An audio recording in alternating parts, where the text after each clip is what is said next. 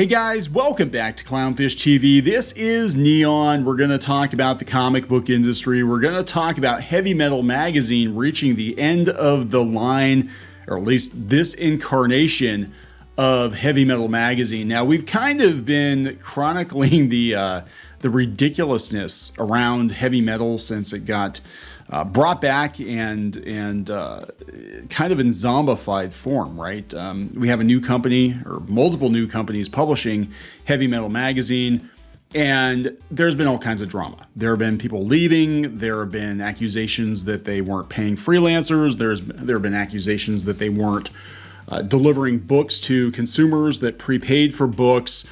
They were attacking fans over their anger at Tarna being changed, or her costume being changed to something a hell of a lot more conservative on one of their issues, and apparently that was just a plot point. But there does seem to be a pattern of behavior with Heavy Metal Magazine that is leading to its demise here, according to Bleeding Cool. They're not going to publish any more Heavy Metal Magazine. Whatnot/Massive is canceling Heavy Metal. Now, this is, again, I think the second or third company to have it in the last couple of years. Like, nobody can get this right. And I don't understand. How hard is it to get heavy metal right? You know, there's all kinds of amazing content in Europe that you could bring over, but it seemed like they're trying to get more American artists, you know, on the book. Back when I read it, back in my day, as a teenager, when I was reading heavy metal, it was a lot of French and Belgian comics that were translated. And yeah, we had some American artists. We had some pretty notable American artists working on it. But it did seem like it was, at least the stuff that I liked the most, was predominantly European. Now, I have not read disclaimer, I have not read any of the new issues of Heavy Metal, but it seems to be a really mixed bag. And again, there is some outrage on Facebook, not necessarily for them canceling the book, but the fact that they've been taking pre-orders for books and they have not been mailing them. Apparently have not been mailing them to people. Now, I don't have access to that Facebook group. I got to give a hat tip to our friend Jason, who actually sent the link to Bleeding Cool over to us this morning and said that he is a member of that group. He's got pretty much a full run of Heavy Metal Magazine, and people were really, really pissed. And again, before that, they weren't paying their freelancers. Welcome to the Western comic book industry current year. Freelancers not getting paid. So let's talk about this. Let's talk about all this. Before we get into it any further, please subscribe for more pop culture news, views, and rants, guys. You know, we do talk a lot about comics. We publish comics ourselves. In fact, I'm working on getting our shop Clownfish site up to take more pre-orders. And we're going to be doing a second chance campaign for Crimson Wren and for Previously on Clownfish TV. So look for details about that. You know, again, these are comics that are basically printed to order, not digitally, but we take pre-orders to make sure people actually want our comics before we print our comics. We do have Crimson Wren coming back from the printer finally by the end of the month. And Previously on Clownfish TV has been sent off to a different printer for reasons, but yeah, we're trying to transition into being more of a publisher ourselves. That being said, if I had the money, and I don't think I have the money for it, but if I had the money, I would buy Heavy Metal. I would take a chance on Heavy Metal, and I would not send it to, you know, magazine stands and grocery stores or you know, whatever else they're gonna. I used to buy mine at a convenience store. It used to have a wrapper on it, but they had them at the one convenience store. But yeah, I would just do crowdfunders for it. Be like, this is, you know, this quarter's issue of Heavy Metal Magazine. How many do you want?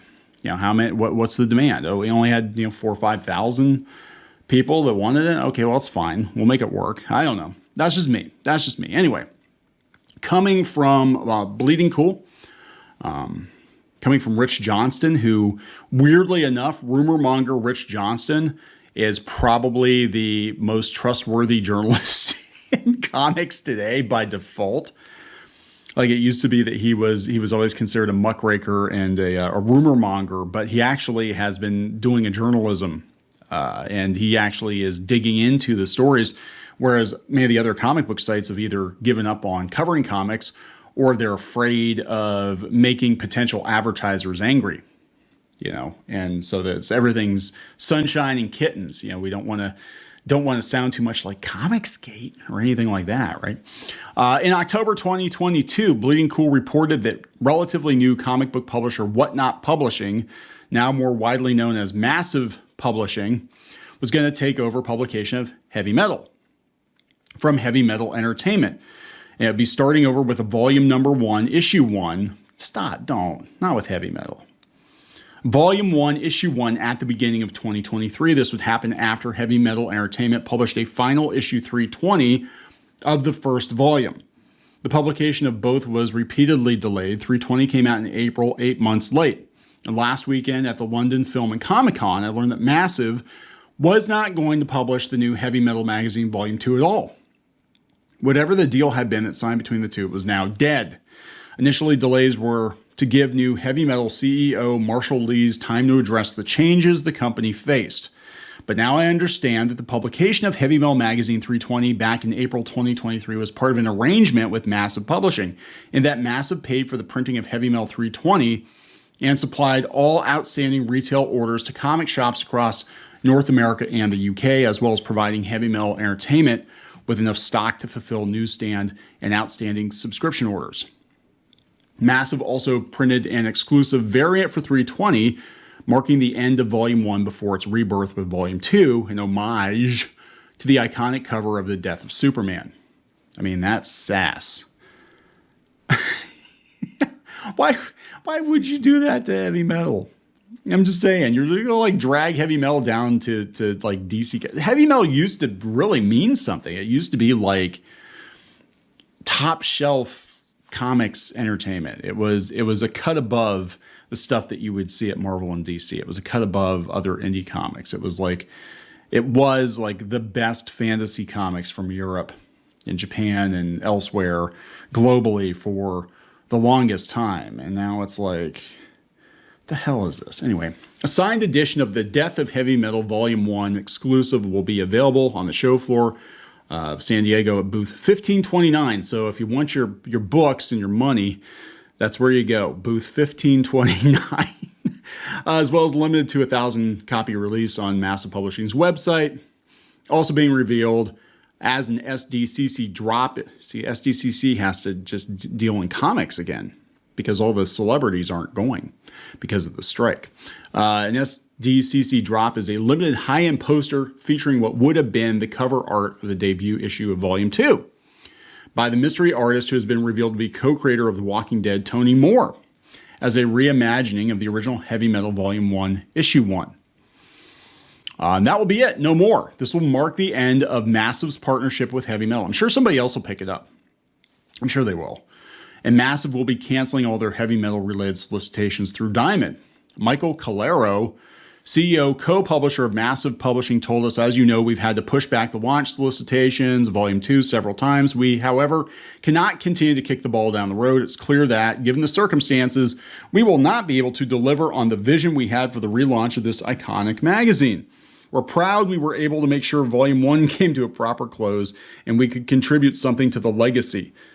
Something. Yeah, we killed it. We freaking killed it. We could contribute something to the legacy of such a historic brand.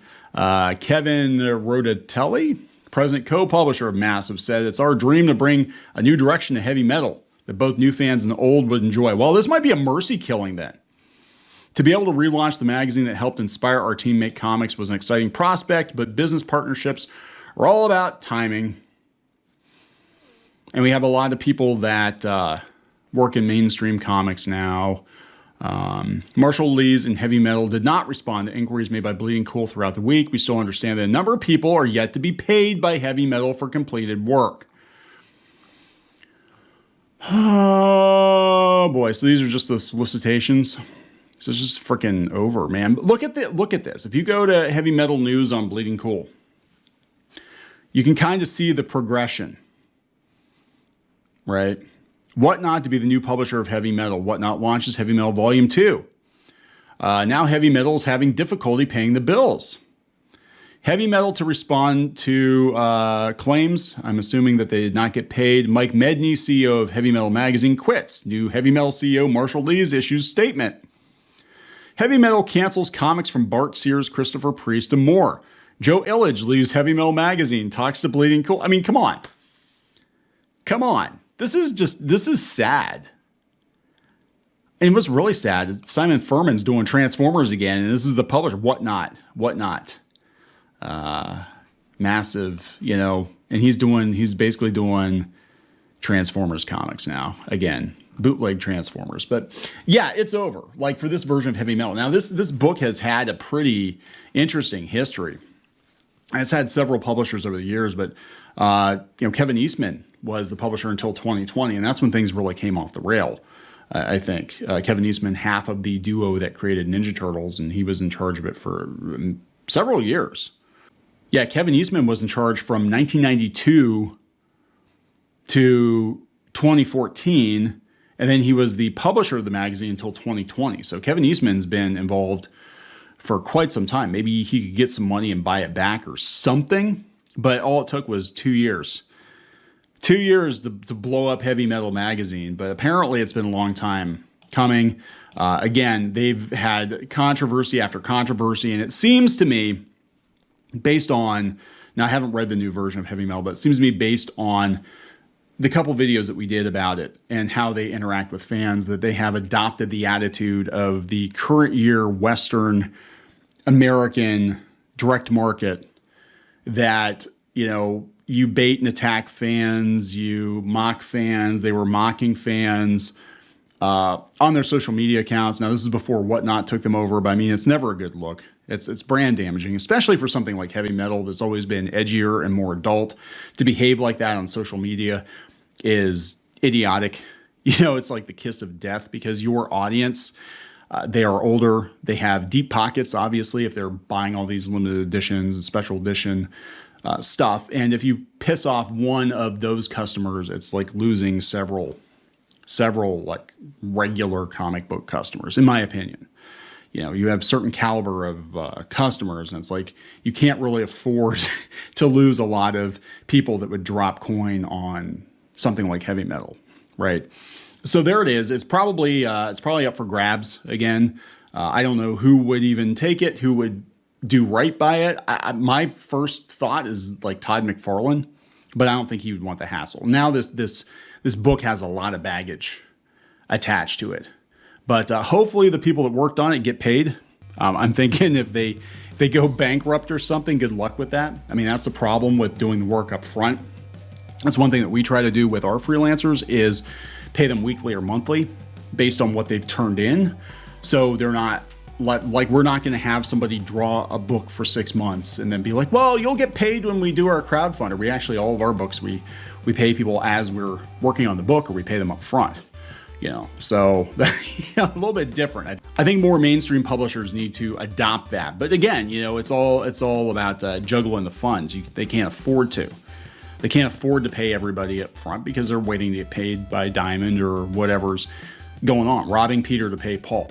That's what they called it back in the day. Robbing Peter to pay Paul. So anyway, Heavy Metal Volume 2 is dead.